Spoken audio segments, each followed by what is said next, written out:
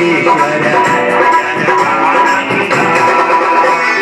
ವೀರಾಪುರ ಜಾತ್ರೆ ಚಂದ ಬಾರಾಣಿ ಭಕ್ತಿಯಿಂದ ಭಕ್ತರ ಭಕ್ತಿಗೆ ಜಯ ಶಾಂತೇಶ್ವರ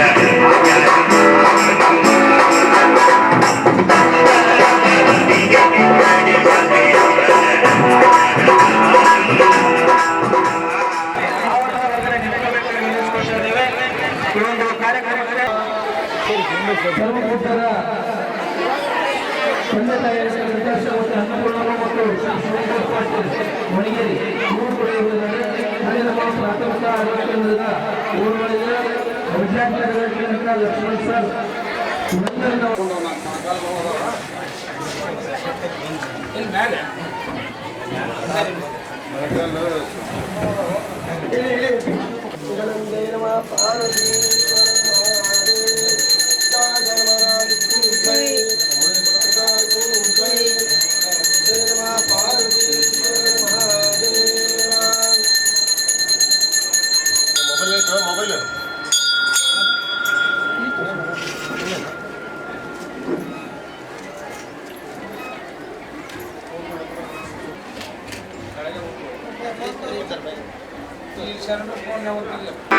ಜಡ ಶಾಂತೇಶ ಗುರುವಿನ ಕರುಣಾ ಪಡೆದು ನಾವೆಲ್ಲರೂ ಬಾಳೋಣ ಕಣ್ಣಾರೆ ನೋಡಬಾರೋ ವೀರಪುರ ಕ್ಷೇತ್ರ ಶಿವಲಿಂಗನ ಕ್ಷೇತ್ರ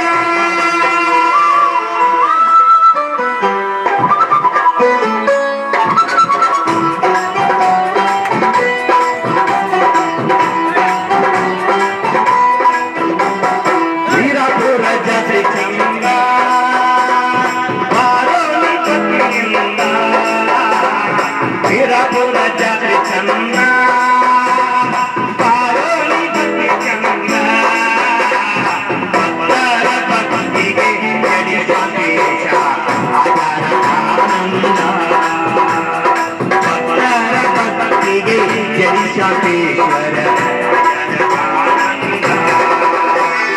ವೀರಪುರ ಜಾತ್ರೆ ಚಂದ ಬಾರಾಣಿ ಭಕ್ತಿಯಿಂದ ಭಕ್ತರ ಭಕ್ತಿಗೆ ಜಯ ಶಾಂತೇಶ್ವರ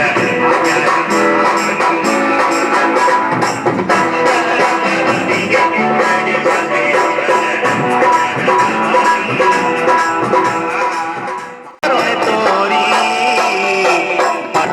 ಬಸವರಾಜ ಭಕ್ತಿಲೆ ಹಾಡಾಣೋ ಪ್ರಶಸ್ತಿ ಪುರಸ್ಕೃತರಾಗಿರ್ತಕ್ಕಂತಹ ಶ್ರೀ ಶತ್ರುಘ್ನ ವಾಮದೇವ ಮಹಂತ ಶಿವಾಚಾರ್ಯ ಮಹಾಸ್ವಾಮಿಗಳನ್ನ ಭಕ್ತಿಪೂರ್ವಕ ಪ್ರಣಾಮಗಳೊಂದಿಗೆ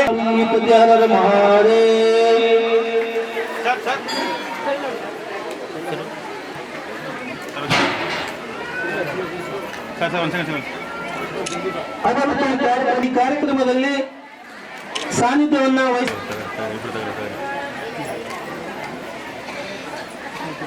ವಹಿಸಿರ್ತಕ್ಕಂಥ ಪೂಜ್ಯ ಶ್ರೀ ಶಿವಯೋಗಿ ಸ್ವಾಮೀಜಿ ಪರಸರವರು ಕೂಡ ವೇದಿಕೆಗೆ ಅವಶ್ಯಕವಾಗಿ ನಡೆಸ್ಕೊಳ್ತಾ ಇದ್ದೇನೆ.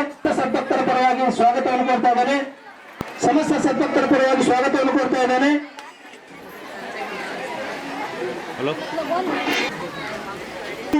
ಪರಮ ಪೂಜ್ಯ ಜಗೇಶ್ ದಾರ್ನವರ ತಂದೆಯಾಗಿರ್ತಕ್ಕಂಥ ಶ್ರೀ ಶಿವಗೌಡ ವಣಗೇರಿ ಪಾಟೀಲ್ ಇವರಿಗೂ ಕೂಡ ಸನ್ಮಾನಿಸುವ ಮುಖಾಂತರ ಸ್ವಾಗತವನ್ನ ಕೊಡ್ತಾ ಇದ್ದೇನೆ. भगवान विश्वेश्वराय महादेवाय त्रयंबकाय त्रिपुरांतकाय त्रिकालाग्निकालाय कालाग्निरुद्राय नीलकंठाय मृत्युंजयाय सर्वेश्वराय सदाशिवाय श्रीमन्महादेवाय जय मंगलम जय नमः पार्वती जगद्गुरु पंचाचार्य महाराज की जय श्रीशैल ब्रह्मरात्मक सहित मल्लिकार्जुन महाराज की जय कला साधु संत महाराज को जय जय मंगलम जय नमः पार्वती शिव हर हर महादेव.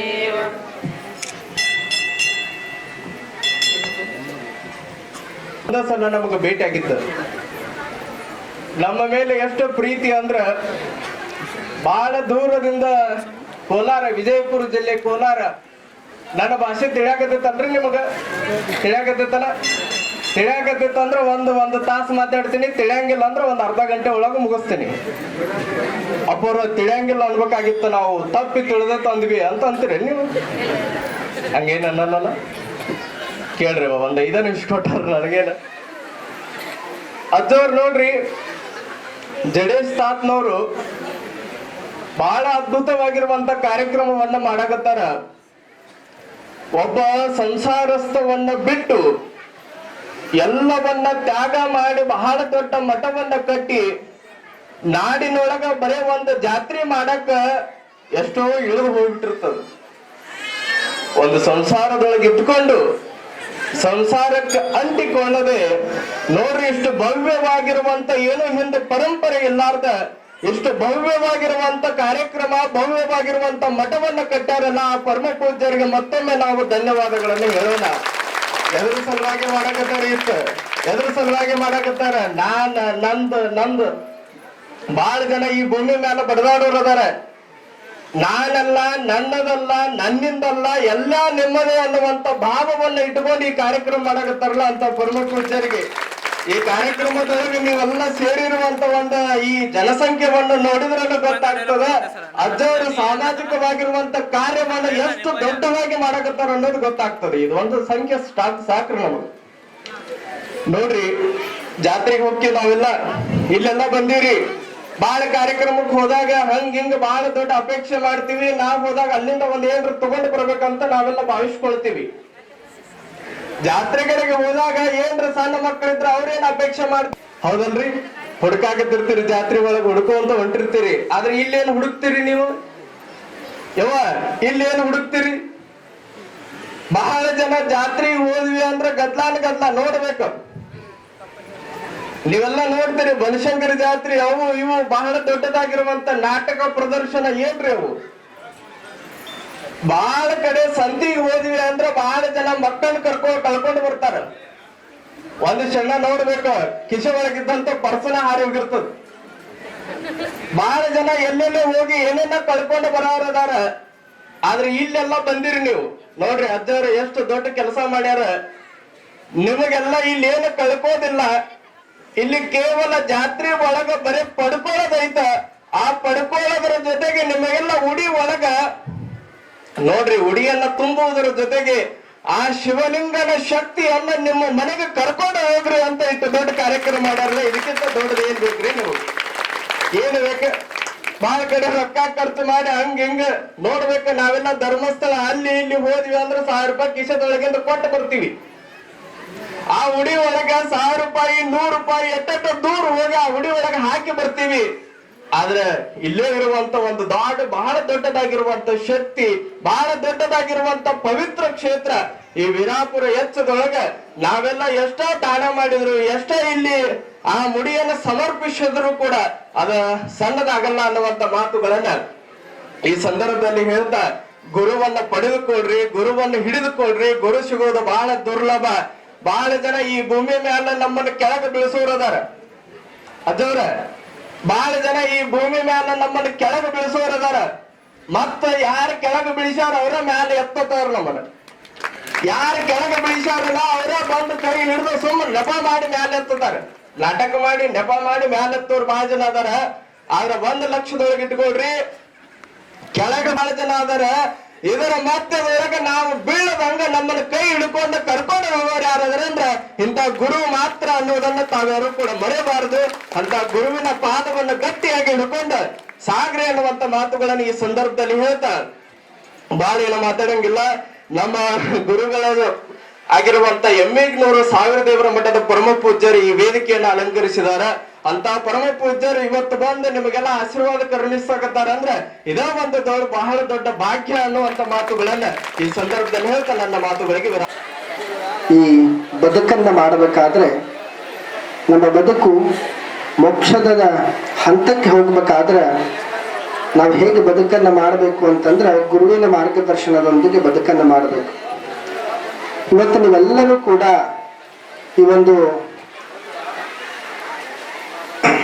ನೆಲದೊಳಗೆ ಬಂದಿರಿ. ಒಂದಿಷ್ಟು ವರ್ಷಗಳ ಹಿಂದೆ ಇದೇನಿರುತ್ತಲ್ಲ, ಇದು ಬಯಲ, ಇದು ಸುಕ್ಷೇತ್ರ ಆಗಿರ್ಲಿಲ್ಲ. ಆದರೆ ಇವತ್ತು ಈ ಒಂದು ಕ್ಷೇತ್ರವನ್ನು ಸುಕ್ಷೇತ್ರವನ್ನು ಮಾಡಿ ಎಲ್ಲ ಭಕ್ತರನ್ನು ಉದ್ಧಾರ ಮಾಡುವಂತಹ ಒಂದು ಶಕ್ತಿಯನ್ನು ಪಡೆದುಕೊಳ್ಳುವಂತಹ ಸಾಧನೆಯನ್ನು ಮಾಡಿರುವಂತಹ ಈ ಒಂದು ಕ್ಷೇತ್ರದ ಹಾಗೂ ಈ ಒಂದು ಪರಂಪರೆಯ ಜಡೇಶ್ ತಾತನವರು ಕೂಡ ಭಕ್ತಿಯ ಶರಣಾರ್ಥಿಗಳನ್ನ ಸಮರ್ಪಣೆಯನ್ನು ಮಾಡ್ತಾ ನೀವೆಲ್ಲರೂ ಕೂಡ ಈ ಒಂದು ಉಡಿ ತುಂಬು ಕಾರ್ಯಕ್ರಮದೊಳಗೆ ಬಂದಿರಿ. ಉಡಿ ತುಂಬು ಕಾರ್ಯಕ್ರಮ ಅಂತಂದ್ರೆ ಮಾತೃ ಮಡಿಲು ತುಂಬುವಂತ ಕಾರ್ಯಕ್ರಮ. ನೀವೆಲ್ಲ ನೋಡ್ರಿ, ಭಾರತ ದೇಶದೊಳಗೆ ನಾವೆಲ್ಲ ಸಂಸ್ಕೃತಿ ಸಂಸ್ಕಾರವನ್ನ ಹೊಂದಿರುವಂಥವರು. ಇವತ್ತು ನೀವು ಭಾರತ ದೇಶವನ್ನ ಆ ತಾಯಿಯ ಹೋಲಿಕೆ ಮಾಡುವಂಥ ನಿಟ್ಟಿನೊಳಗೆ ಅಷ್ಟು ತಾಕತ್ತನ್ನು ಹೊಂದಿರುವಂಥದ್ದು ಭಾರತ ದೇಶಕ್ಕಿದೆ. ಹಾಗೇನೆ ಇವತ್ತು ನೀವು ನೋಡ್ರಿ, ಭಾರತಕ್ಕೆ ತಾಯಿ ಅಂತ ಕರಿತೀವಿ, ಯಾವತ್ತೂ ಕೂಡ ತಂದೆ ಅಂತ ಕರೀಲಿಕ್ಕೆ ಸಾಧ್ಯ ಇಲ್ಲ. ಕರ್ನಾಟಕವನ್ನ ಮಾತೆ ಅಂತ ನಾವು ಕರಿತೀವಿ, ಭಾರತ ಮಾತೆ, ಕರ್ನಾಟಕ ಮಾತೆ ಅಂತ ಹೇಳಿ ಅಷ್ಟು ಕಿಮ್ಮತ್ತನ್ನು ಕೊಟ್ಟಿರುವಂತಹ ಪರಂಪರೆ ಇದು ನಮ್ಮ ಹಿಂದೂ ಪರಂಪರೆ ಅನ್ನುವಂಥದ್ದನ್ನು ನಾವೆಲ್ಲ ತಿಳ್ಕೋಬೇಕು. ಇವತ್ತ ಎಲ್ಲ ತಾಯಂದರಿಗೆ ಉಡಿ ತುಂಬುವುದರಿಂದ ಈ ಒಂದು ನಾಡು ಸಮೃದ್ಧಿ ಆಗ್ತದೆ, ಒಳ್ಳೆಯ ಮಳೆ ಆಗ್ತದೆ, ಒಳ್ಳೆಯ ಬೆಳೆ ಸಿಗ್ತದೆ, ಎಲ್ಲರಿಗೂ ಕೂಡ ಆ ಬದುಕನ್ನು ಮಾಡಲಿಕ್ಕೆ ಭಗವಂತನ ಆಶೀರ್ವಾದ ಆಗ್ತದೆ ಅನ್ನುವಂತಹ ಉದ್ದೇಶದಿಂದ ತಾಯಂದ್ರಿಗೆ ಉಡಿ ತುಂಬುವ ಕಾರ್ಯಕ್ರಮವನ್ನು ಮಾಡ್ತಾ ಇದ್ದಾರೆ. ಒಂದು ಕಡೆ ಶುಭಾಷಿತಕಾರ ಹೇಳ್ಕೊಂಡು ಬರ್ತಾರೆ, ಕಿಲೋನ ಕೇಲ್ ಬರ್ಕೋಯ ಜವಾನ ನಿಂದು ಬೆರೆಸೋಗ ಬುಡಾಪ ದೇಕ ಕರುವಾಗ ಇವು ಎಸೈ ಗಯ ಕ್ಯಾಕಿ ಆತುವನೆ ಅನ್ನುವಂಥ ಮಾತನ್ನು ಹೇಳ್ಕೊಂಡು ಬರ್ತಾರೆ. ನಮ್ಮೆಲ್ಲರ ಬದುಕು ಹೇಗಾಗ್ಬೇಕು ಅಂತಂದ್ರೆ, ಹುಟ್ಟಿನಿಂದ ಆಟ ಪಾಠದೊಳಗೆ ಬದುಕನ್ನು ಸಾಗಿಸಿ ಮುಂದೊಂದು ದಿನ ನಿದ್ರೆಯೊಳಗ ಯವನಾವಸ್ಥೆಯನ್ನ ನಿದ್ರೆಯೊಳಗೆ ಕಳೆದು ವಯಸ್ಸಾದ ಮೇಲೆ ಏನು ಮಾಡಿದೆ ಅನ್ನುವಂಥ ಚಿಂತೆಯೊಳಗೆ ಬದುಕಾಗಬಾರ್ದು.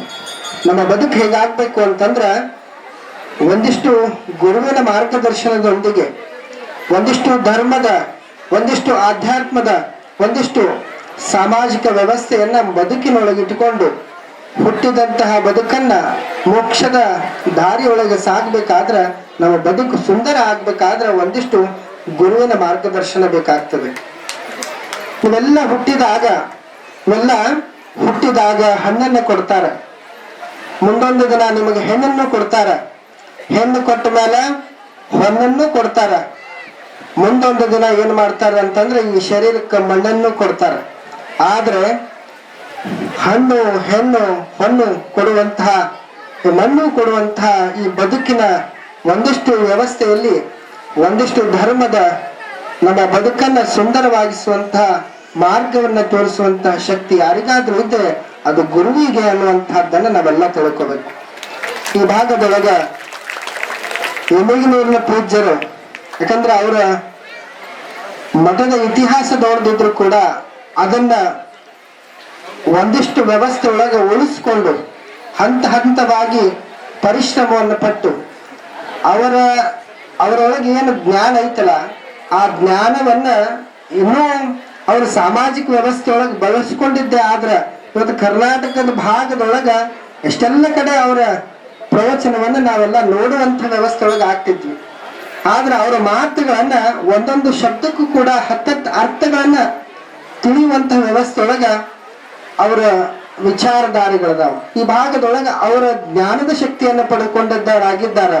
ಅದರ ಜೊತೆಗೆ ನಮ್ಮ ಜಡೇಶ್ ತಾತನವರು ಏನದಾರಲ್ಲ, ಈ ಕ್ಷೇತ್ರವನ್ನ ಏನೂ ಇಲ್ಲದೆ ಇರುವಂತಹ ಕ್ಷೇತ್ರವನ್ನ ಇವತ್ತ ಕೈಲಾಸವನ್ನಾಗಿ ಮಾಡಿ ಎಲ್ಲ ಭಕ್ತರನ್ನು ಉದ್ಧಾರ ಮಾಡುವಂತಹ ಶಕ್ತಿ, ಮಕ್ಕಳಿಲ್ಲದವರಿಗೆ ಆ ಒಂದು ತಾಯಿಯ ಆಶೀರ್ವಾದದಿಂದ ಮಕ್ಕಳಾಗುವಂತಹ ಸಂಕಲ್ಪವನ್ನು ಪಡೆದುಕೊಳ್ಳುವಂತಹ ಒಂದು ಸಾಧನೆಯ ಸಿದ್ಧಿಯನ್ನು ಮಾಡಿಕೊಂಡಾರಲ್ಲ, ಅದು ಅಷ್ಟು ಸರಳವಾದಂಥದ್ದಲ್ಲ. ನಮ್ಮನ್ನು ಕೂಡ ಅಷ್ಟು ದೂರದಿಂದ ಕರೆಸಿ ಇವತ್ತು ಈ ಒಂದು ಕಾರ್ಯಕ್ರಮದೊಳಗ ನಿಮ್ಮೆಲ್ಲರಿಗೂ ಕೂಡ ಒಂದಿಷ್ಟು ವಿಚಾರವನ್ನ ತಿಳಿಸ್ಲಿಕ್ಕೆ ಏನು ಕರೆಸಿದಾರ, ಅವ್ರಿಗೂ ಕೂಡ ಈ ಕಾರ್ಯಕ್ರಮದ ಪರವಾಗಿ ನಮ್ಮ ಪರವಾಗಿ ತುಂಬ ಹೃದಯದ ಧನ್ಯವಾದಗಳನ್ನ ಹೇಳ್ತಾ, ಬಸವರಾಜ ಗ್ರಾಮದಲ್ಲಿ ಬಸವೇಶ್ವರ ಪೂಜೆ ನಡೀಬೇಕಾದ್ರೆ ಇಲ್ಲ ತಾವು ಬರಲೇಬೇಕು. ಎಲ್ಲಿದ್ರು ಕೂಡ ನೀವು ಕಾರ್ಯಕ್ರಮ ಕಟ್ಟಂತೆ ಆಗ್ಲೇಬೇಕಂದ್ರು. ಹಂಗಾಗಿ ನಾವು ಬೆಂಗಳೂರಲ್ಲಿದ್ದೆ. ಯಾಕಂದ್ರೆ ಪ್ರತಿ ವರ್ಷ ಮಠದಲ್ಲಿ ಯಾವುದೇ ಕಾರ್ಯಕ್ರಮ ಆದ್ರೂ ಕೂಡ ಅಜ್ಜಾರು ಬಿಡಲ್ಲ ಅಂದ್ರೆ ಅವರು ಏನಾದ್ರು ಬದಲೇಬೇಕು. ಯಾಕಂದ್ರೆ ಅಜ್ಜಾರು ನಾವು ಬಹಳ ಮಠ ಇಷ್ಟು ಎತ್ತರಕ್ಕೆ ವರ್ಷ ಅಂದ್ರೆ ಪ್ರತಿ ವರ್ಷ ನಾವು ಮೊದಲನೇ ವರ್ಷ ನೋಡಕ, ಸೆಕೆಂಡ್ನೇ ವರ್ಷ ನೋಡಕ, ಈ ವರ್ಷ ನೋಡಕ ಅಜಗಜಾಂತರ ಡಿಫ್ರೆನ್ಸ್. ಯಾಕಂದ್ರೆ 100 ಜನ ಇದ್ರು, 200 ಜನ ಆದ್ರು, 500 ಜನ ಆದ್ರು, 1100 ಜನ ಆದ್ರು, ಹಿಂಗ್ ಮುಂದೆ ಬರ್ತಾ 10,000 ಜನಸಂಖ್ಯೆ ಆದ್ರೂ ಕೂಡ ಏನ್ ಅನುಮಾನ ಪಡಂಗಿಲ್ಲ. ಹಾಗಾಗಿ ಇವತ್ತು ನಮ್ಮ ತಾಯಂದ್ರು ಆರಾಮಾಗಿರ್ಬೇಕು, ಅವ್ರು ಒಳ್ಳೆ ರೀತಿಯಿಂದ ಮನೆಯಲ್ಲಿ ಸುಖ ಶಾಂತಿ ನೆಮ್ಮದಿಯಾಗಿರ್ಬೇಕಂತ ಅವ್ರ ಅಜ್ಜವರು ಇವತ್ತೇನು ಉಡಿ ಕುಟುಂಬ ಕಾರ್ಯಕ್ರಮ ಮಾಡ್ತಿದ್ದಾರೆ. ನಮ್ಮ ಇಡೀ ಕ್ಷೇತ್ರದ ಏನ್ ಜನತೆ ಮತ್ತು ಶಿವರಾಪುರ ಮತ್ತು ಸುತ್ತಮುತ್ತಲ ಎಲ್ಲ ನಮ್ಮ ತಾಯಂದ್ರು ಒಳ್ಳೆಯದಾಗಂತ ಬಯಸ್ತೀವಿ. ಅಜ್ಜವರು ಬಹಳಷ್ಟು ಅವರವ್ರ ಅಭಿಪ್ರಾಯಗಳು ತಿಳಿಸಿದ್ರು. ನಾನು ಹೇಳಿದಷ್ಟೇ ತಮ್ಮ, ಯಾಕಂದ್ರೆ ನಮ್ಗೆ ನಮ್ಮ ದೇಶ ಭಾರತ ದೇಶ ವಿಶಿಷ್ಟವಾದಂತ ದೇಶ. ಯಾಕಂದ್ರೆ ಇಂಥವೆಲ್ಲ ಕಾರ್ಯಕ್ರಮ ನೀವು 200-300 ದೇಶಕ್ಕೆ ಹೋದ್ರೂ ಕೂಡ ಸಿಗಲ್ಲ. ಈ ದೇಶ ಇವತ್ತು ಕ್ರಿಶ್ಚಿಯನ್ರು ಎಷ್ಟೋ ಒಂದು 200 ದೇಶಗಳಿದಾವ. ಅದೇ ರೀತಿ ಮುಸಲ್ಮಾನರಿಗೆ ಒಂದು 100 ದೇಶಗಳಿದಾವ. ಅದೇ ರೀತಿ ಅಯೋಧ್ಯಗಳಿಗೆ ಒಂದು 50 ದೇಶಗಳಿದಾವ. ಬುದ್ಧ ಅವರಿಗೆ ಒಂದು 60-70 ದೇಶಗಳಿದಾವ. ಹಿಂದೂ ಅಂತಂದು ಇರೋ ಒಂದೇ ದೇಶ ಯಾವುದು? ನಮ್ಮ ಭಾರತ ದೇಶ. ಅಷ್ಟು ದೇಶ ಇದ್ರು ಕೂಡ ಇಂಥ ಕಲೆ ಸಂಸ್ಕೃತಿ ಇಂಥದ್ದೇನು ಆಚಾರ ವಿಚಾರಗಳಿದಾವಲ್ಲ, ನೀವು ಯಾವುದೇ ದೇಶದಲ್ಲಿ ನೋಡಕ್ ಸಾಧ್ಯವೇ ಇಲ್ಲ.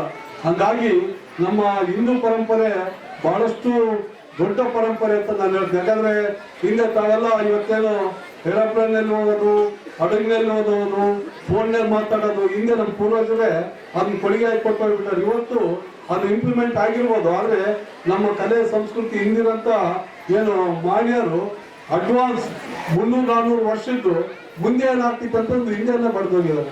ಅಂತ ಒಳ್ಳೆ ಸಂಸ್ಕೃತಿ ಇರೋಂಥ ನಮ್ಮ ದೇಶ. ತಮ್ಗೆ ಹೇಳೋದಿಷ್ಟೇ, ನಾವು ನಮ್ಮ ದೇವ್ರ ಮೇಲೆ ಎಷ್ಟು ನಾವು ಭಕ್ತಿ ಇರ್ತೀವಿ, ಅಷ್ಟೇ ನಾವು ನಮ್ಮ ಮಕ್ಕಳ ಮೇಲೆ ಕೂಡ ಬಹಳ ಜವಾಬ್ದಾರಿ ಕೂಡ ನಾವು ಇಟ್ಕೋಬೇಕಾಗ್ತೈತಿ. ಯಾಕಂದ್ರೆ ತಮ್ಗೆ ಹೇಳೋದಿಷ್ಟೇ, ಇವತ್ತು ನಾವು ಯಾವ್ದೋ ಗದ್ದೆಯಲ್ಲಿ ಕೆಲಸ ಮಾಡಕ್ ಹೋಗ್ತೀವಿ, ಇನ್ನೊಬ್ಬರ ಕೆಲಸ ಮಾಡಕ್ ಹೋಗ್ತೀವಿ, ಎಲ್ಲೂ ಕೆಲಸ ಮಾಡಕ್ ಹೋಗ್ತೀವಿ. ನಮ್ಮ ಮಕ್ಕಳು ಕೂಡ ನಮ್ಮಂತೆ ಹಿಂದೆ ಬದಲಾಗೋದು ಯಾರು ಕೂಡ ಅದನ್ನ ಬಯಸ್ಬಾರ್ದು. ಯಾಕಂದ್ರೆ ಬಹಳಷ್ಟು ಜನ ಗದ್ದೆಗೆ ಹೋಗ್ಬೇಕಾದ್ರೆ ಮಕ್ಕಳು ಹಿಂದೆ ಕರ್ಕೊಂಡು ಹೋಗೋದು ಬಹಳಷ್ಟು ನೋಡ್ತೀವಿ. ಯಾಕಂದ್ರೆ ದಿನಕ್ಕೊಂದು 2 ಸತಿ 3 ಸತಿ ಪ್ರತಿ ಹಳ್ಳಿ ತಿರುಗಾಡ್ತಿರ್ತೀವಿ. ಇವಾಗ ಅಲ್ಲಿ ಒಂದು 10 ಕಾರ್ಯಕ್ರಮ ಆಗಿರ್ಬೋದು, 9 ಇದು 10ನೇ ಕಾರ್ಯಕ್ರಮ. ಹಂಗಾಗಿ ತಮ್ಮ ಮಕ್ಕಳಿಗೆ ಒಳ್ಳೆ ಶಿಕ್ಷಣ ಕೊಟ್ಟಾಗ ಮಾತ್ರ ನಮ್ಮ ಮನೆ ಬದಲಾವಣೆ ಆಗ ಸಾಧ್ಯ. ಇಲ್ಲಂದ್ರೆ ಯಾವುದೇ ಮನೆ ಕೂಡ ಬದಲಾವಣೆ ಆಗಲ್ಲ. ಈ ಮಕ್ಕಳಿಗೆ ಯಾವ ದುಡ್ಡು ಸಂಪಾದಿಸಿ ನನ್ನ ಮಗಳು ಇರ್ಲಿ ಅಂತ ಯಾರುಗಳು ಇಟ್ಕೊಂಬೋದು ಬೇಡ. ಮಕ್ಕಳಿಗೆ ಒಳ್ಳೆ ಶಿಕ್ಷಣ ಕೊಡ್ಬೇಕು, ಒಳ್ಳೆ ಸಂಸ್ಕಾರ ಕೊಡ್ಬೇಕು, ದೊಡ್ಡವ್ರಿಗೆ ಯಾವ ರೀತಿ ಗೌರವ ಕೊಡ್ಬೇಕಂತ ಒಬ್ಬ ತಾಯಿನೇ ಕಲಿಸ್ಬೇಕು. ಯಾಕಂದ್ರೆ ತಂದೆ ಬೆಳಗ್ಗೆ ಹೋದ್ರೆ ಸಾಯಂಕಾಲ ಬರ್ತಾನ, ನಿಜ ಆಗ್ತಿರ್ತಾನ. ಒಂದ್ ಮನೆ ಗಟ್ಟಿಯಾಗಿ ನಿಂದಿರ್ಬೇಕು. ನಮ್ಮ ಮಕ್ಕಳು ಕೂಡ ಸಮಾಜದಲ್ಲಿ ಮುಂದೆ ಬರ್ಬೇಕು, ಅವ್ರ ಕಾಲ ಮೇಲೆ ಅವ್ರು ನಿಂದಿರ್ಬೇಕು. ಅವಾಗ ಮಾತ್ರ ನಮ್ಮ ಮನೆ ಬದಲಾವಣೆ ಸಾಧ್ಯ. ತಮ್ಮ ಕೈ ಮುಗಿ ಅನೇಕ ಗ್ರಾಮಗಳಲ್ಲಿ ನಾವು ಹೋದಾಗ ನಮ್ಮ ಮಕ್ಕಳು ಇನ್ನ ಕೇವಲ 12-13 ವರ್ಷ ಹೆಣ್ಮಕ್ಳು ಇರ್ತಾರ, ಅವ್ರಿಗೆ ನೀವು ಮದುವೆ ಮಾಡಿಕೊಡ್ತೀರಿ. ಆ ಸಣ್ಣ ಮಗು, ಆ ಮನೆ, ಅವ್ರ ಅತ್ತೆ ಮಾವ ಅಣ್ಣ ತಮ್ಮ ಇಡೀ ಕುಟುಂಬನ ಸಂಸಾರ ನಿಲ್ಸಂತ ಶಕ್ತಿ ಆ ನನ್ನ ಮಕ್ಕಳಿಗೆ ಇರಲ್ಲ. ನೀವು 14-15 ವರ್ಷ ಆದ ಕೂಡಲೇ ಸರ್ ಪೊಲೀಸರು ಬಂದಾರ ಹೇಳಿ ಸರ್ ಹೆಂಗಾರು ಮಾಡಿ ಫಿಕ್ಸ್ ಆಗಿಬಿಟ್ಟಿತ್ತೆ, ನಾವು ತಾಳಿ ಕಟ್ತು ಅಂತಾರ. ನನಗೆ ಬಹಳಷ್ಟು ನೋವಾಗ್ತಿತ್ತು. ಅವಾಗ ಬಹಳಷ್ಟು ನೋವಂದ್ರೆ ನಾನು ಹೇಳ್ಕೊಂಬಲ್ಲ, ಬಹಳಷ್ಟು ನೋವಾಗ್ತಿತ್ತು. 16 ವರ್ಷದ ಮಗು 17 ವರ್ಷದ ಮಗು ಇಡೀ ಸಂಸಾರ ಸಾಕೋದ್ರೆ ಹೆಂಗ ಆಗ್ತೈತಿ? ಆಗಲ್ಲ. ಹಂಗಾಗಿ ಅವ್ರ ಕಾಲ ಮೇಲೆ ಅವ್ರು ನಿಂದಿರ್ಬೇಕು, ಅವ್ರು ಒಳ್ಳೆ ರೀತಿಯಿಂದ ತಿಳುವಳಿಕೆ ಬರಬೇಕು. ಅವಾಗ ಮಾತ್ರ ಆ ಕುಟುಂಬ ಸರಿ ಇರ್ತೈತಿ. ಇಲ್ಲಂದ್ರೆ ಅವ್ರಿಗೆ ಏನ್ ಕೊಡ್ತಾರಲ್ಲ, ನೀವು ಇಮಿಡಿಯೇಟ್ಲಿ ಹೋಗಿ ಆ ಮನೆಗೆ ಅಡ್ಜಸ್ಟ್ ಆಗು, ಅತ್ತೆ ಮಾವನ್ ಇದು ಮಾಡು.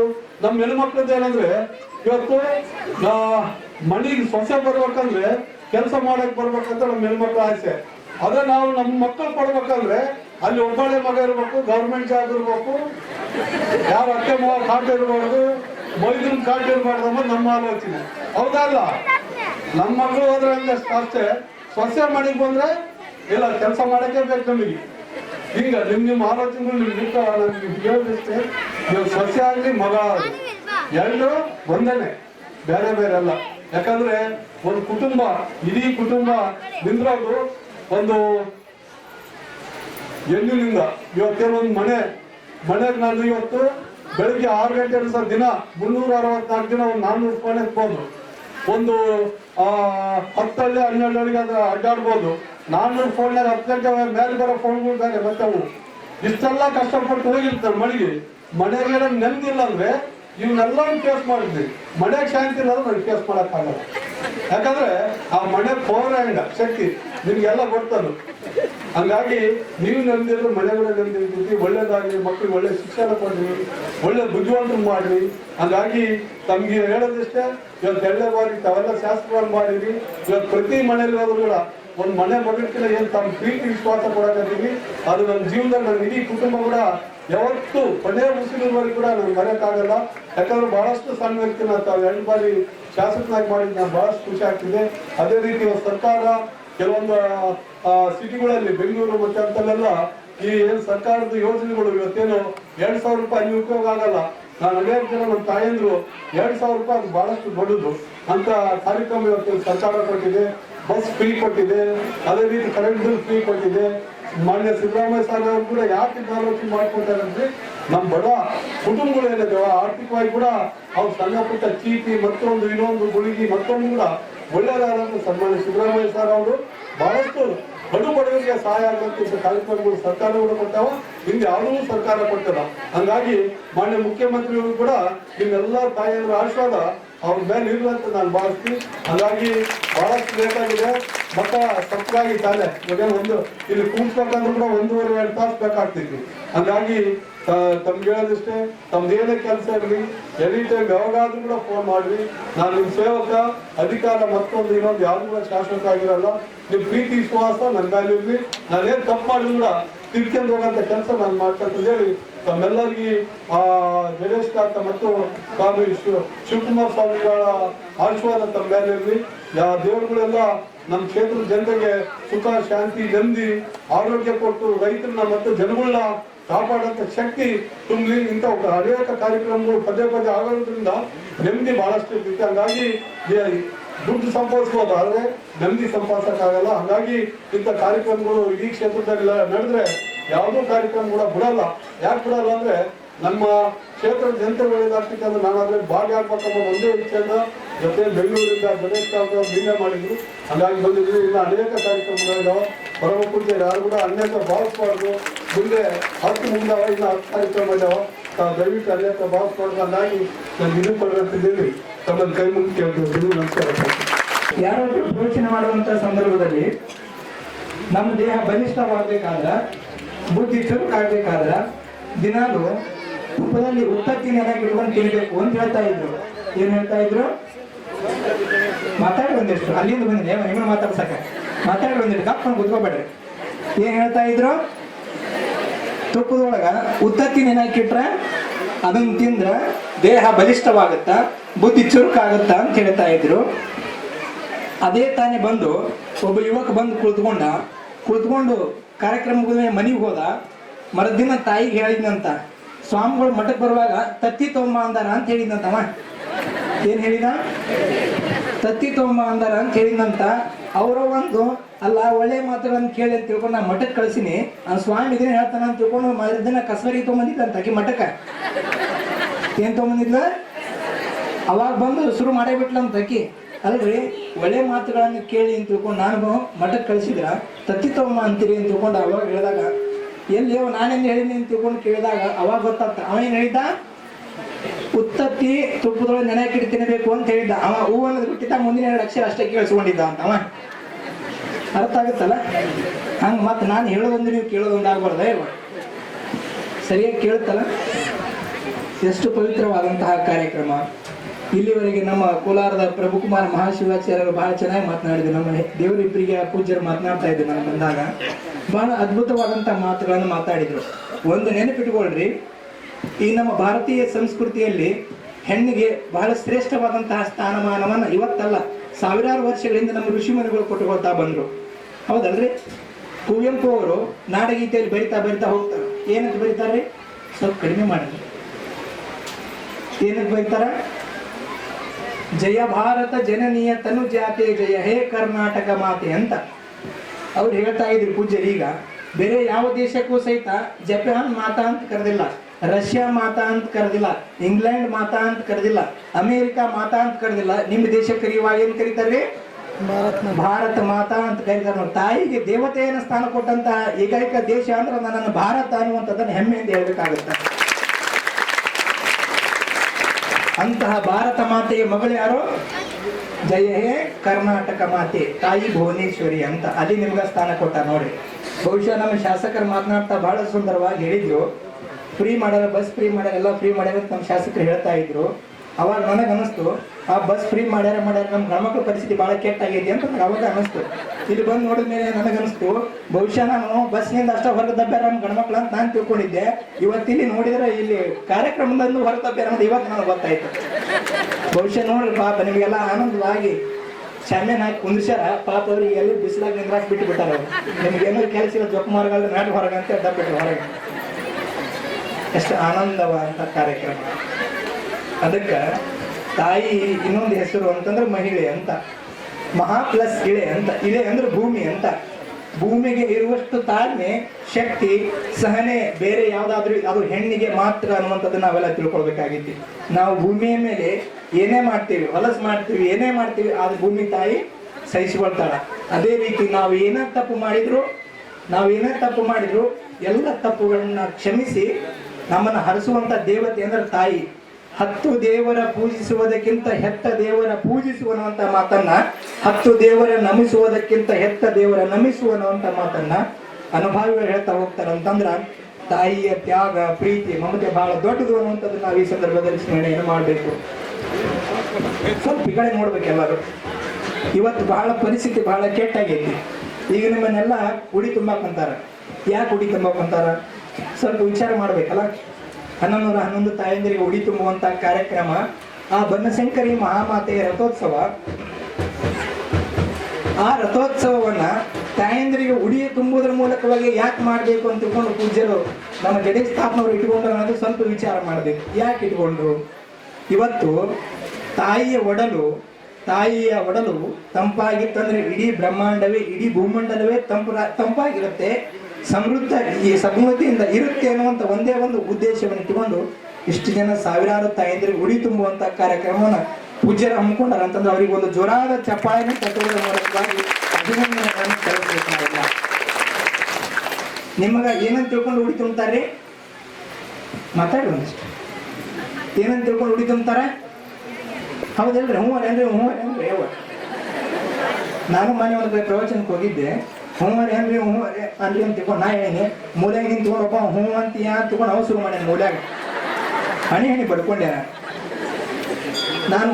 ಏನ್ರಿ ನಾ ಹೇಳಕ್ ಕುಂತೀನಿ. ಮೂಲೆ ನಿಂತ್ಕೊಂಡಪ್ಪ ಹ್ಞೂ ಅಂತೀಯ ಅವ ಶುರು ಮಾಡ್ಯಾನ. ಮೂಲ್ಯಾಗ ಏನು ಕರ್ಮ ಬಂತಪ್ಪ ಇದು ಅಂದೆ ನಾನು. ಏನಂತ ಕೇಳ್ತಾರೆ ನಿಮಗೆಲ್ಲ? ನೀವು ಸೆಟ್ಕೊಂಡ್ರಿ ಯಪ್ಪ. ನೀವಿದ್ರೆ ಅವ್ರು ಮುತ್ತೈದೇರು, ನೀವಿಲ್ಲ ಅಂದ್ರೆ ಅವ್ರು ಮುತ್ತೈದ್ರೆ ಅಲ್ಲ. ಮತ್ತೆ ನಿಮ್ಮ ಬಗ್ಗೆ ಹೇಳಕ್ ಕುಂತೀನಿ ನೋಡಿ, ಮತ್ತೆ ಸೆಟ್ಕೋಬೇಡಿ ನೀವು. ಮುತ್ತೈದೆಯರು ಅಂತ ಅಂದ್ರ 5 ಮುತ್ತುಗಳನ್ನು ಉಳ್ಳವಳು ಯಾವಳು? ಅವಳು ಮುತ್ತೈದೆ ಅಂತ. ಯಾವ್ದು 5 ಮುತ್ತು? ನೆಕ್ಲೇಸ್, ಲಿಪ್ಟಿಕ್, ಮತ್ತೆ ಯಾವ 5 ಮುತ್ತುಗಳು? ಹಣೆಯಲ್ಲಿ ಕುಂಕುಮ. ಮೊದಲನೇದು ಯಾವುದು? ಹಣೆಯಲ್ಲಿ ಕುಂಕುಮ, ಮೂಗಿನಲ್ಲಿ ನತ್ತು, ಕೊರಳಲ್ಲಿ ಮಾಂಗಲ್ಯ, ತಾಳಿ, ಕೈಯಲ್ಲಿ ಬಳೆ, ಕಾಲಲ್ಲಿ ಕಾಲುಂಗುರ. ಇವು 5 ಮುತ್ತುಗಳು ಅಂತ. ಇವತ್ತು ನಮ್ಮ ನಾಡಿನ ಸಂಸ್ಕೃತಿ, ನಮ್ಮ ನಾಡಿನ ಘನತೆ, ಪರಂಪರೆಯನ್ನ ನಾವು ಮರಿತಾ ಇರೋದ್ರಿಂದನೇ ಸಮೂಹ ಮಾಧ್ಯಮಗಳಲ್ಲಿ ಸ್ವಲ್ಪ ಕಡಿಮೆ ಮಾಡಿದ್ರೆ ನಮ್ಮ ನಾಡಿನಲ್ಲಿ ಕಾಣಬಾರದ ಘಟನೆಗಳನ್ನು ಕಾಣ್ತಾ ಇದ್ದೀವಿ, ನೋಡಬಾರದ ದೃಶ್ಯಗಳನ್ನು ನೋಡ್ತಾ ಇದ್ದೀವಿ. ಇವತ್ತು ತಲೆ ಮೇಲಿನ ಸೆರಗು ಹೋಗೈತಿ, ಹಣೆ ಮೇಲಿನ ಕುಂಕುಮ ಹೋಗೈತಿ, ಕೊರಳಾಗಿನ ತಾಳಿ ಹೋಗೈತಿ, ಕೈಯಾಗಿನ ಬಳಿ ಹೋಗೈತಿ, ಎಲ್ಲ ಹೋಗ್ಬಿಟ್ಟವು. ಸ್ವಲ್ಪ 90 ವರ್ಷದ ಮೇಲ್ಪಟ್ಟ ಅಜ್ಜಿಯರು ಯಾರಾದ್ರೂ ಇದ್ರೆ ನೋಡ್ರಿ, ನಿಮ್ಮ ಮನೆಯಲ್ಲಿ ನೋಡ್ರಿ, ಅವರಿಷ್ಟು ಅಡಾಲ ಕುಂಕುಮ ಹಚ್ಕೊಂತಿದ್ರು. ಹೌದಲ್ರಿ? ನೋಡಿಲ್ಲ ಅಂತವ್ರನ್ನೆಲ್ಲ ಇಷ್ಟು ಅಡಾಲ ಕುಂಕುಮನ ಹಚ್ಕೊಳ್ತಿದ್ರು.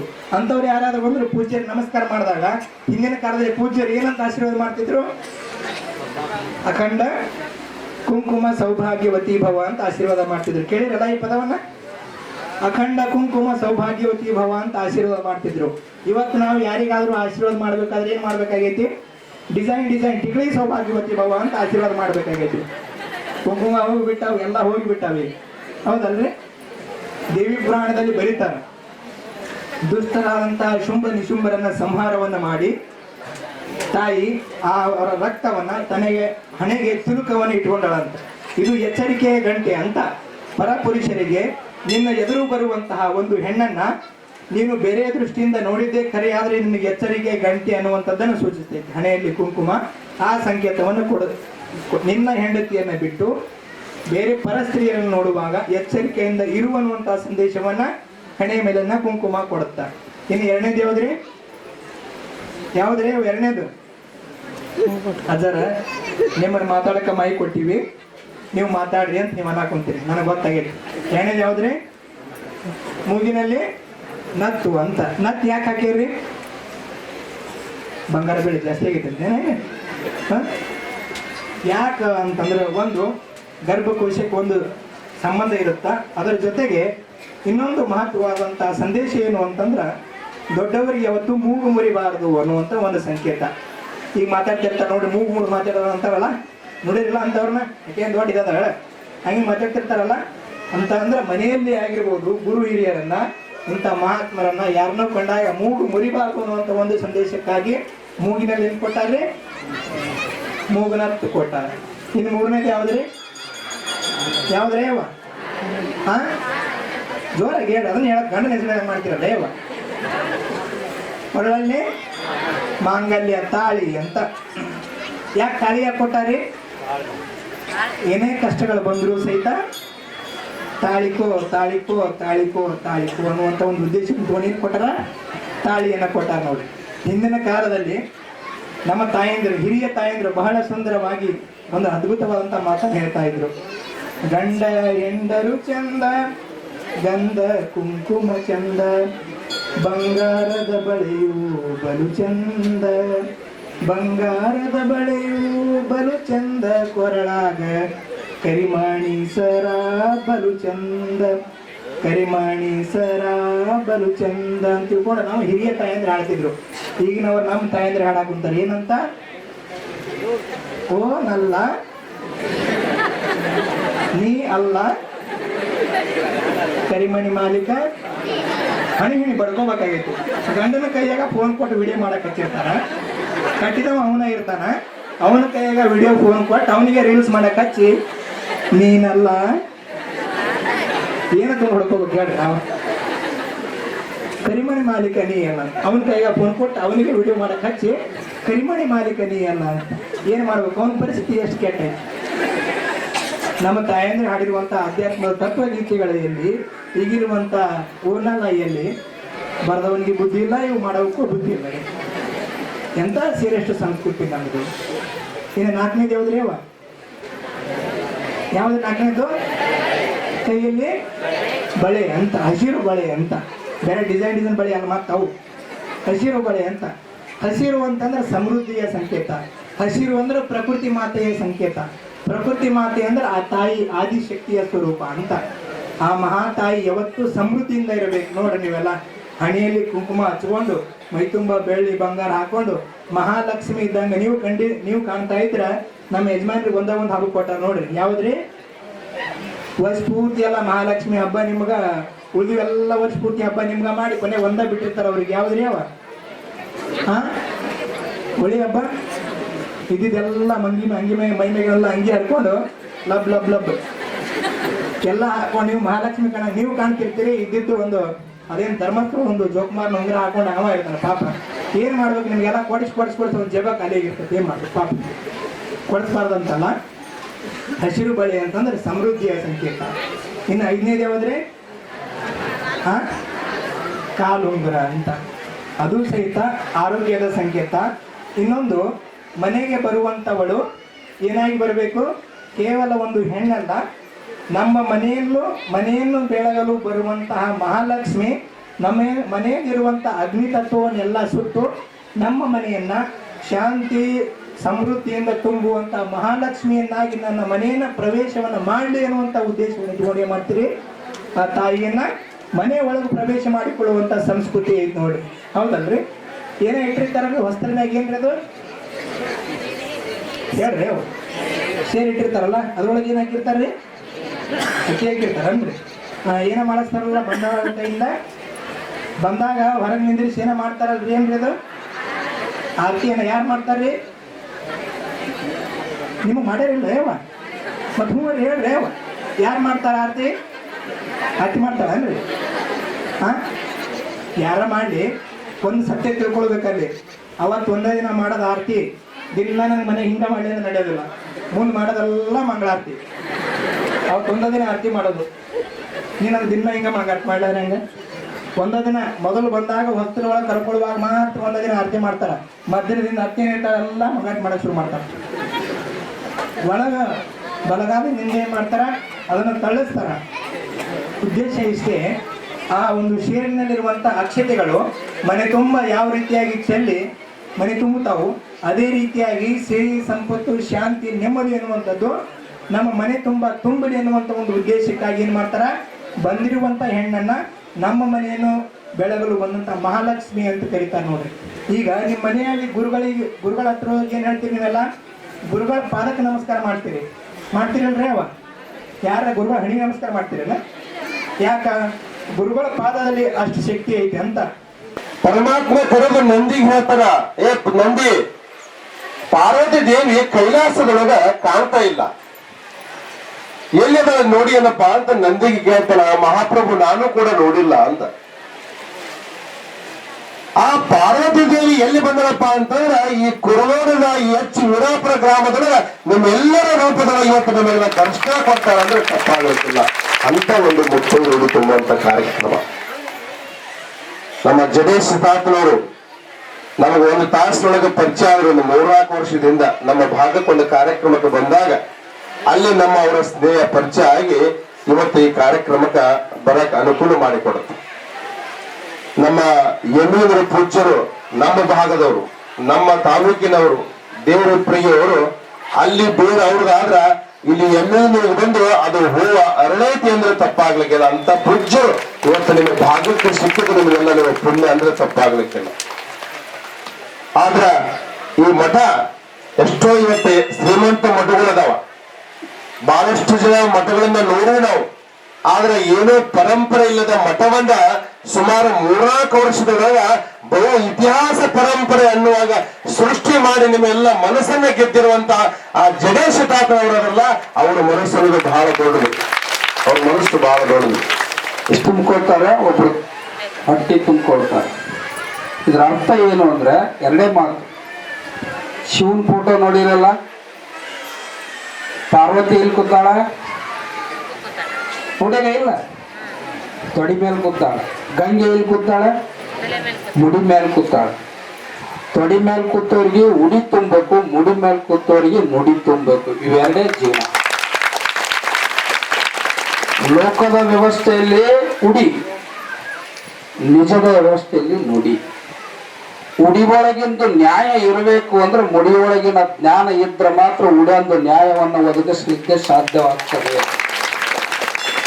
ನಾನು ಯಾಕೆ ಮಾತನಾಡಂಗಿಲ್ಲ ಅಂದ್ರೆ ನನ್ನೆಲ್ಲ ಮಾತಿನಲ್ಲಿ ಇರುವ ಅರ್ಥವನ್ನ ಪೂಜ್ಯರು ಬಹಳ ಸುಂದರವಾಗಿ ಮಾತನಾಡಿದ್ದಾರೆ. ಇದು ಬಹಳ ತತ್ವಗಳದಾವ, ಅದು ಕೇಳಲಿಕ್ಕೆ ಅಸಾಧ್ಯವಾದ ತತ್ವಗಳು. ಅಪ್ಪಗಳು ಹೇಳ್ತಾ ಇದ್ರು, ತಾಯಂದ್ರಿಗೆ ಯಾಕೆ ಉಡಿ ತುಂಬ್ತಾರೆ ಏನೆಲ್ಲ ಹೇಳಿದ್ರು. ಪಂಚಮಭೂತಗಳಿದಾವೆ. ಯಾವ್ಯಾವ್ದಕ್ಕೆ ಹೆಸರು ನೀವು ಇಟ್ಕೊಂಡು ಬಂದಿರಿ? ಪಂಚಮಭೂತಗಳು ಯಾರು? ಇಲ್ಲಿ ಕೂತವ್ರು ಹೇಳ, ಅಲ್ಲಿ ಪಾಪ ಅವ್ರೇನು ಹೇಳಿ. ಯಾವ ಪಂಚಮಭೂತಗಳು? ಪೃಥ್ವಿ, ಅಪ್ಪು, ತೇಜ, ವಾಯು, ಆಕಾಶ. ಹೆಣ್ಮಕ್ಳ ಹೆಸರು ಎಲ್ಲೆಲ್ಲಿ ಅದಾವ? ಎದಕ್ಕೆ ಇಟ್ಟಿರಿ? ಪೃಥ್ವಿ, ಭೂಮಿಗೆ ಹೆಣ್ಣಿನ ಹೆಸರು ಐತಿ. ನೀರಿಗೆ ಹೆಣ್ಣಿನ ಹೆಸರು ಐತಿ. ಅಗ್ನಿಗೆ ಇಲ್ಲ, ಗಣಮಕ್ಕಳ ಹೆಸರು ಐತಿ. ವಾಯುಗೆ ಗಣಮಕ್ಕಳ ಹೆಸರು ಐತಿ. ಯಾರು ಕೆಳಗಡೆ ಕೆಲಸ ಮಾಡ್ತಾರೋ ಅವ್ರಿಗೆ ಕೆಳಗಿನ ಹೆಸರು ಅದಾವ, ಮ್ಯಾಲ ಯಾರು ಕೆಲಸ ಮಾಡ್ತಾರೋ ಅವ್ರ ಮ್ಯಾಲಿನ ಹೆಸರು ಅದಾವ. ಹಂಗಂತೇಳಿ ಕೆಳ ಸಣ್ಣವರಲ್ಲ, ನೀವು ಬುನಾದಿ ಅವ್ರ ಕೊಂಬಿ. ಬುನಾದಿ ಅರ್ದ್ರಿದ್ರ ಕೊಂಬಿ ನಿಲ್ತದನು? ಚಂದ ಇರಬೇಕು ಅಂದ್ರೆ ಬುನಾದಿ ಚಂದ ಇರಬೇಕು. ಬುನಾದಿ ಚಂದ ಇರಬೇಕು ಅಂದ್ರೆ ಕುಂಬಿ ಸೋರಬಾರ್ದು. ಸೋರುತ್ತಿರುವುದು ಮನೆಯ ಮಾಳಿಗೆ ಅಜ್ಞಾನದಿಂದ. ಹೊರಗಿನ ಮ್ಯಾಳಿಗೆ ಸೋರಕತ್ತವನು ಒಳಗಿರಂಗಿಲ್ಲ. ಯಾರು? ಮನೆಯನವರು. ಹೇಳ ತಿಳಿತದ? ಹೊರಗಿನ ಮ್ಯಾಳಿಗೆ ಸೋರಕತ್ತಂದ್ರೆ ಮನೆಯಾಗಿರೋರು ಹೊರಗೆ ಬರ್ತದೆ.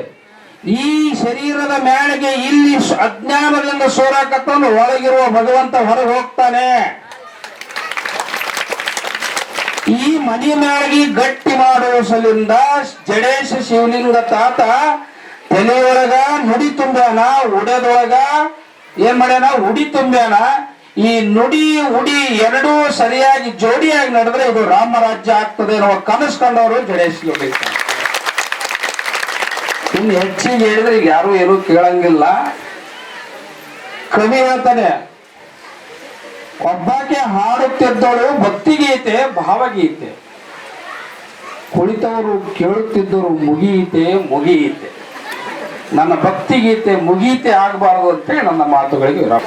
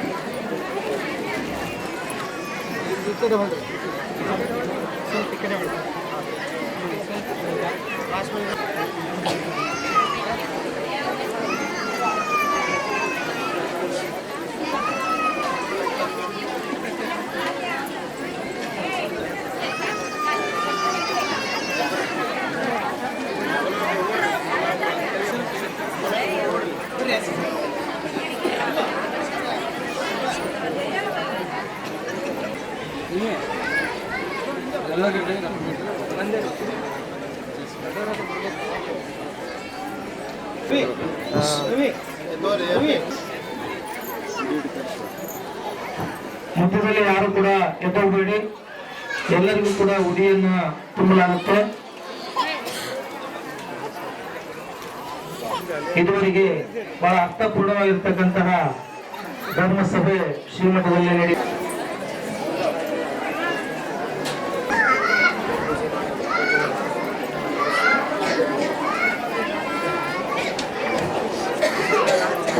ಉಡಿ ತುಂಬುವ ಕಾರ್ಯ ನಡೆಯುತ್ತದೆ.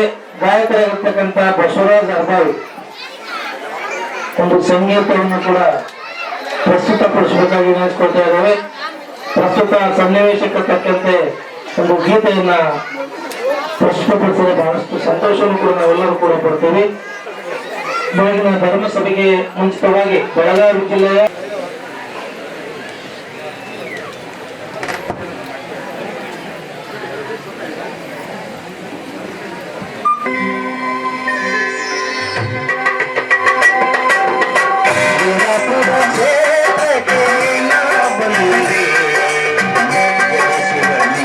ಕಂಡು ಧನ್ಯನಾದೆ.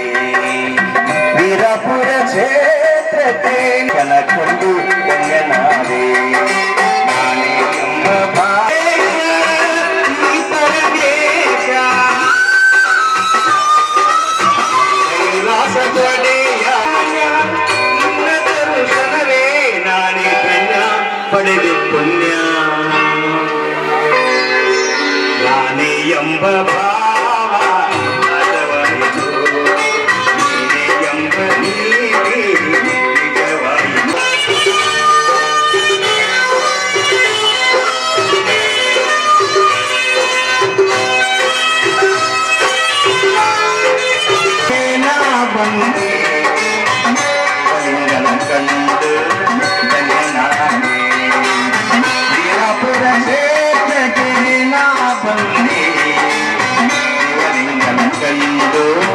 MB ಅವ್ರ ಪೇಟೆಯವ್ರು ಮಾಡ್ತಾರೆ.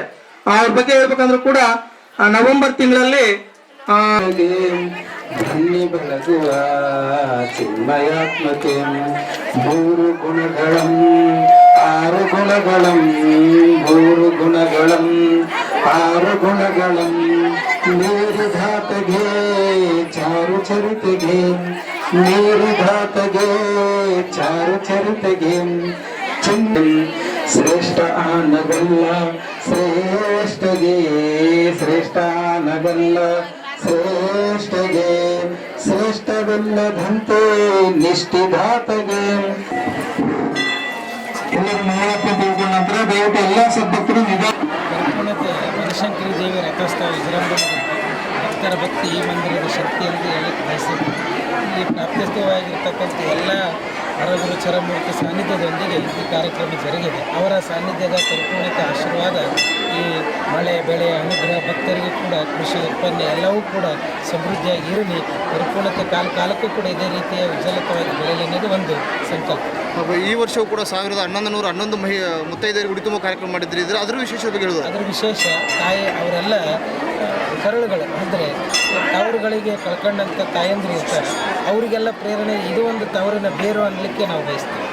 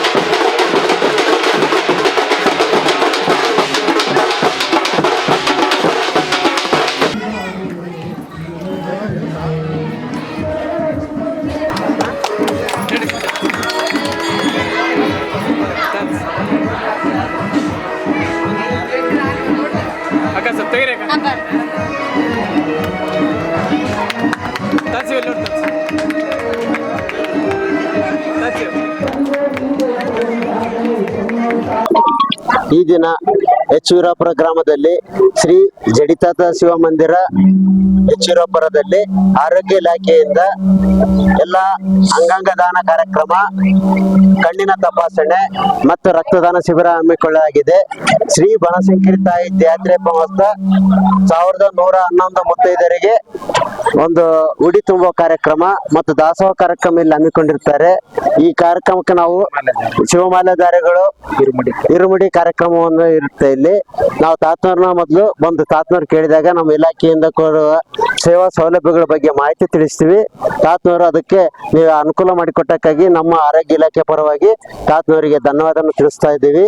ಇಲ್ಲಿ 60 ಜನ ರಕ್ತದಾನದಲ್ಲಿ ಹೋದ ವರ್ಷ 84 ಜನಕ್ಕೆ ಕೊಟ್ಟಿದ್ರು. ಈ ವರ್ಷ 64 ಜನ ರಕ್ತದಾನ ಕೊಟ್ಟಿದ್ದಾರೆ. ಅದರಲ್ಲಿ ವಿಶೇಷವಾಗಿ 8 ಮಂದಿ ಹೆಣ್ಮಕ್ಳು ಕೊಟ್ಟಿದ್ದಾರೆ. ಅದು ಈ ಕಾರ್ಯಕ್ರಮದ ಉದ್ದೇಶದ ವಿಶೇಷ.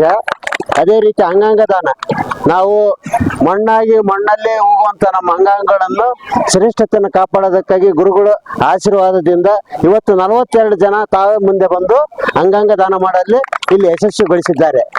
ಯಾಕಂದ್ರೆ ಭಾರತದಲ್ಲಿ ಕರ್ನಾಟಕ ಪ್ರಥಮ ಆಗಿದೆ. ಕರ್ನಾಟಕದಲ್ಲಿ ಬಳ್ಳಾರಿ ಪ್ರಥಮ, ಬಳ್ಳಾರಿಯಲ್ಲಿ ಓರ್ವೈ ಪ್ರಥಮ ಆಗಿದೆ ಅಂಗಾಂಗ ದಾನ ನೋಂದಣಿಯಲ್ಲಿ. ಅದೇ ರೀತಿ ತಾತನವರ ಆಶೀರ್ವಾದದಿಂದ ನಾವು ದಾನಿಗಳಾಗಬೇಕು ಎಂಬ ಒಂದು ಉದ್ದೇಶದಿಂದ ನಮ್ಮ ಅಂಗಗಳು ಸತ್ತ ನಂತರ ಮಣ್ಣಲ್ಲಿ ಮಣ್ಣಾಗ ಬದಲು ನಾವು ಇನ್ನೊಬ್ಬರಿಗೆ ದಾನ ಮಾಡೋದ್ರ ಮುಖಾಂತರ ಇನ್ನೊಬ್ಬರಿಗೆ ಕಣ್ಣು ಕೊಡುವಂತ ವ್ಯವಸ್ಥೆ ವಿಜ್ಞಾನದಲ್ಲಿರುತ್ತೆ. 2 ಕಣ್ಣು ಮುಖಾಂತರ 4 ಜನಕ್ಕೆ ನಾವು ದೃಷ್ಟಿ ದಾನ ಮಾಡುವಂತ ಮಹತ್ ಕಾರ್ಯವಾಗಿರುತ್ತೆ. ಅದನ್ನು ಕೂಡ ಇಲ್ಲಿ ನಾವು ನೆರವೇರಿಸಿದ್ದೇವೆ. ಹಾಗೂ ಕಣ್ಣಿನ ರಕ್ಷಣೆ, ಅಂಧತ್ವ ಮೂಲ ನಿವಾರಣೆ ಉದ್ದೇಶದಿಂದ ಬಳ್ಳಾರಿ ಜಿಲ್ಲೆ ಟಾಸ್ಕ್ ಫೋರ್ಸ್ ಅಂಧತ್ವ ನಿವಾರಣೆಗಾಗಿ ಇಲ್ಲಿ ಎಲ್ಲ 60 ವರ್ಷ ಮೇಲ್ಪಟ್ಟವರಿಗೆ ಕಣ್ಣಿನ ತಪಾಸಣೆ ಮಾಡಲಾಗಿದೆ. 62 ಜನಕ್ಕೆ ಕಣ್ಣಿನ ತಪಾಸಣೆ ಮಾಡಿ ಅದಕ್ಕೆ 18 ಜನಕ್ಕೆ ಶಸ್ತ್ರಚಿಕಿತ್ಸೆಗೆ ಅವ್ರು ಒಳಗಾಗಿರ್ತಾರೆ. ಅವ್ರನ್ನ 2 ದಿನ ಬಿಟ್ಟು ಉಚಿತವಾಗಿ ಶ್ರೀಧರಘಟ್ಟದಲ್ಲಿರುವಂತ ಎಲ್ ವಿ ನರ್ಸಿಂಗ್ ಕಣ್ಣಿನ ಆಸ್ಪತ್ರೆಗೆ ಹೋಗಿ ಅವ್ರು ಉಚಿತ ಶಸ್ತ್ರಚಿಕಿತ್ಸೆ ಮಾಡಿಸಿಕೊಂಡು ಬರುವಂತ ವ್ಯವಸ್ಥೆ ನಮ್ಮ ಆರೋಗ್ಯ ಇಲಾಖೆಯಲ್ಲಿದೆ. ಅದು ಕೂಡ ಈ ಕಾರ್ಯಕ್ರಮದಲ್ಲಿ ಸದುಪಯೋಗ ಪಡೆದಿದ್ದೇವೆ. ಇದೆಲ್ಲ ತಾತನವರ ಆಶೀರ್ವಾದ, ಅವರ ಭಕ್ತಾದಿಗಳ ನಮ್ಮ ಪ್ರೋತ್ಸಾಹದಿಂದ ಇವತ್ತು ಈ ಕಾರ್ಯಕ್ರಮ ಯಶಸ್ವಿಯಾಗಿದೆ ಅಂತ ಹೇಳೋದಕ್ಕೆ ನಾವು ಆರೋಗ್ಯ ಇಲಾಖೆಯವರು ಅವರಿಗೆ ಚಿರಋಣಿ ಆಗಿರ್ತೀವಿ ಮೂಲಕ ತಿಳಿಸುತ್ತಾ ನಮ್ಮ ಮುಂದಿನ 1-2 ವಿಷಯಗಳನ್ನು ನಮ್ಮ ವೈದ್ಯಾಧಿಕಾರಿಗಳ ಮುಖಾಂತರ ಪಡಿಬೇಕಂತ ನಾನು ಕೇಳ್ಕೊಳ್ತಾ ಇದ್ದೀನಿ. ದಿವಸ ಹೆಚ್ಚುವಪುರ ಗ್ರಾಮದ ಶ್ರೀ ಬನಶಂಕರಿ ದೇವಿಯ ರಥೋತ್ಸವ ಕಾರ್ಯಕ್ರಮದಲ್ಲಿ ಪ್ರತಿ ವರ್ಷ ಹಾಗೆ ಈ ವರ್ಷ ಒಳ್ಳೆ ವಿಜೃಂಭಣೆ ಆಯಿತು. ಸೊ ಈ ಒಂದು ಕಾರ್ಯಕ್ರಮದಲ್ಲಿ ಭಕ್ತಾದಿಗಳು ಹಿರಿಮುಡಿ ಶ್ರೀಶೈಲ ಭಕ್ತಾದಿಗಳು ತಮ್ಮ ಹಿರಿಮುಡಿ ಕೊಟ್ಟು 1101 ಶ್ರೀಯರ ಒಂದು ಮುತ್ತೈದರಿಗೆ ಉಡಿ ತುಂಬ ಕಾರ್ಯಕ್ರಮ ಮಾಡಲಾಯಿತು. ಪ್ರತಿ ವರ್ಷ ಈ ವರ್ಷವು ಹೋದ ವರ್ಷ ನಾವು 85 ರಕ್ತದಾನ ಕಾರ್ಯಕ್ರಮ ಮಾಡಿದ್ದೀವಿ. ಈ ಸಲ ನಮ್ಮ ಭಕ್ತಾದಿಗಳು ತಮ್ಮ ಜ್ವರದ ಕಾರಣ ನಾವು ಅವರ ರಕ್ತ ನಾವು ತಗೊಳ್ಳಿಲ್ಲ. ಜ್ವರ ಇದ್ದಂತ ರೋಗಿಗಳಿಗೆ ನಾವು ರಕ್ತ ತಗೋಬಾರ್ದು. ಹೀಗಾಗಿ ನಮ್ಮ ರಕ್ತ ಸ್ವಲ್ಪ ಕಡಿಮೆ ಇತ್ತು, ರಕ್ತದಾನ ಕಡಿಮೆ ಇತ್ತು, 60 ಆಯಿತು. ಅದೇ ರೀತಿಯಾಗಿ ಅಂಗಾಂಗ ನೋಂದಣಿಯಲ್ಲಿ 42 ನಾವು ಇವತ್ತು ಅಂಗವನ್ನು ದಾನಿಗಳು ಬಂದು ತಮ್ಮ ಸ್ವಚ್ಛೆಂದು 42 ಜನ ಅಂಗ ನೋಂದಣಿ ಮಾಡಿದ್ದರು. ಅದೇ ರೀತಿಯಾಗಿ ನೇತ್ರ ಪರೀಕ್ಷೆಯಲ್ಲಿ 72 ಜನ ಪರೀಕ್ಷೆಯಲ್ಲಿ 18 ಜನ ಕ್ಯಾಟ್ರಾಕ್ಟ್ ಅಂದ್ರೆ ಕಣ್ಣಿನ ದೃಷ್ಟಿಗಳಂತ ಜನರ ಒಂದು ಪರೀಕ್ಷೆ ಮಾಡಿ ಅವರನ್ನು 2 ದಿನ ಆದ ನಂತರ ಅವರನ್ನು ಉಚಿತವಾಗಿ ವಾಹನದಲ್ಲಿ ಕರೆದುಕೊಂಡು ಬಂದು ಅವ್ರನ್ನ ಕರೆದುಕೊಂಡು ಅಲ್ಲಿ ಬಳ್ಳಾರಿ ಕರ್ಕೊಂಡು ಹೋಗಿ ಶಸ್ತ್ರಚಿಕಿತ್ಸೆ ಮಾಡಿ ಮತ್ತು ಉಚಿತವಾಗಿ ವಾಹನದಲ್ಲಿ ಬಂದು ಅದೇ ಗ್ರಾಮದಲ್ಲಿ ಬಿಡುವಂತಹ ಕಾರ್ಯಕ್ರಮವನ್ನು ಈ ಒಂದು ಶಿಬಿರದಲ್ಲಾಗಿದೆ. ಮುಂದಿನ ದಿನಗಳಲ್ಲಿ ಭಕ್ತಾದಿಗಳು ಹೆಚ್ಚಿನ ಸಂಖ್ಯೆಯಲ್ಲಿ ಬಂದು ರಕ್ತದಾನ ಮಾಡಬೇಕು. ಯಾಕಂದ್ರೆ ಒಂದು ರಕ್ತದಾನ ಮಾಡಿದರೆ ಫಾರ್ ಎಕ್ಸಾಂಪಲ್ ನಮ್ಮ ಯಾವುದೇ ವ್ಯಕ್ತಿ ಆಕ್ಸಿಡೆಂಟ್ ಆಗಲಿ ಹೋಗುವ ಸ್ತ್ರೀಯ ಬಸ್ ಮಕ್ಕಳು ಸ್ತ್ರೀಯರು ಹೆರಿಗೆ ಟೈಮ್ನಾಗ ರಕ್ತಸ್ರಾವ ಆದರೆ ಆ ಟೈಮಲ್ಲಿ ರಕ್ತ ಅಲ್ಲಿ ಉಪಯೋಗ ಆಗುತ್ತೆ. ಯಾಕಂದ್ರೆ ಒನ್ ಟೈಮ್ ಬೈ ಚಾನ್ಸ್ ನಮ್ಮ ರಕ್ತ ಸಿಗದೇ ಇದ್ದ ಪರಿಸ್ಥಿತಿಯಲ್ಲಿ ಆ ತಾಯಿಯ ಒಂದು ಎಂಎಂಆರ್ ಅಂದ್ರೆ ತಾಯಿಯ ಒಂದು ಜೀವ ಹೋಗುವಂತ ಪರಿಸ್ಥಿತಿ ಇದೆ. ಈ ಒಂದು ಕಾರಣದಿಂದ ಎಲ್ಲರೂ ರಕ್ತ ಕೊಡಬೇಕಾಗತ್ತೆ. ರಕ್ತದಿಂದ ಏನಾಗ್ತಂದ್ರೆ ಒಂದು ಜೀವ ಉಳಿತೈತಿ. ಮಗು ತಾಯಿ ಇರತಕ್ಕಂಥ ಒಳಗೆ ಭ್ರೂಣದಿಂದ ಮಗು ಸುರಕ್ಷಿತವಾಗಿರ್ತೈತಿ ಮತ್ತು ತಾಯಿ ಆರೋಗ್ಯನು ಕಾಪಾಡಬೇಕಂತ ಒಂದು ಉದ್ದೇಶ ಇದು ರಕ್ತದ್ದು. ಆಮೇಲೆ ನೋಡ್ತಾ ಇದೀವಿ ನಾವು ಆಕ್ಸಿಡೆಂಟ್ ಆಗೋ ಟೈಮ್ನಲ್ಲಿ ಎಷ್ಟೋ ಮಂದಿ ಕಾಲ್ ಕಟ್ಟಾಗಿ ರಕ್ತಸ್ರಾವ ಆಗತ್ತ ಮತ್ತು ಬ್ರೈನ್ ಬ್ಲೀಡಿಂಗ್ ಆಗತ್ತ. ಆ ಟೈಮ್ನಾಗ ರಕ್ತದ ಒಂದು ಅವಶ್ಯಕತೆ ಇದೆ. ಹಿಂಗಾಗಿ ದಾನಿಗಳು ಬಂದು ಈ ರೀತಿ ರಕ್ತದಾನ ಮಾಡೋದ್ರಿಂದ ಸೊ ಮುಂದೆ ಅವರು ಒಂದು ಕೊಟ್ಟಂತ ಒಂದು ಕಾರ್ಡಲ್ಲಿ ಮೊಬೈಲ್ ನಂಬರ್ ಇದೆ, ಅವ್ರು ನಮಗೆ ಕಾಂಟ್ಯಾಕ್ಟ್ ಮಾಡಿ ತಾವು ಎನಿ ಟೈಮ್ ಯಾವಾಗ 24 ಗಂಟೆಯಲ್ಲಿ ಮಾಡಿದರೆ ನಾವು ನಿಮಗೆ ಒಂದು ರಕ್ತ ಫ್ರೀಯಾಗಿ ಉಚಿತವಾಗಿ ರಕ್ತ ದೊರಕಿಸ್ಕೊಡಂತ ನಾವು ಜವಾಬ್ದಾರಿ ನಾವು ತಗೋತೀವಿ. ಯಾವುದೇ ಕಾರಣಕ್ಕೂ ರಕ್ತ ಕೊಡಲ್ಲ, ಇದು ಕೊಡಲು ಏನೋ ಅವಶ್ಯಕತೆ ಇಲ್ಲ. ಸೊ ಇವತ್ತಿನ ದಿವಸ ಇದಂತ ಕಾರ್ಯಕ್ರಮ ಮುಂದಿನ ದಿನ ವರ್ಷದಲ್ಲಿ ನಾವು ಇದಕ್ಕಿಂತ ಸ್ವಲ್ಪ ಗ್ರ್ಯಾಂಡ್ ಆಗಿ ಕಣ್ಣಿನ ತಪಾಸಣೆ ಆಗಲಿ ಬೇರೆ ಬೇರೆ ರೀತಿಯ ಇನ್ನೂ ಉಚಿತವಾದಂತ ಕಾರ್ಯಕ್ರಮ ನಾವು ಹಮ್ಮಿತೀವಿ ಅಂತ ಹೇಳ್ತಾ ಈ ಒಂದು ಸಂದರ್ಭದಲ್ಲಿ ನಾನು ಎರಡು ಮಾತನ್ನು ಜೈ ಕಾರ್ಯಕ್ರಮ ಜರುಗಿದೆ. ಈ ಕಾರ್ಯಕ್ರಮದ ಪರಿಪೂರ್ಣತೆ ಈ ನಾಡಿನ ಸಮಸ್ತ ಹರಗುರು ಚರಮೂರ್ತಿಗಳ ಸಾನ್ನಿಧ್ಯದೊಂದಿಗೂ ಕೂಡ ಜರುಗಿದೆ.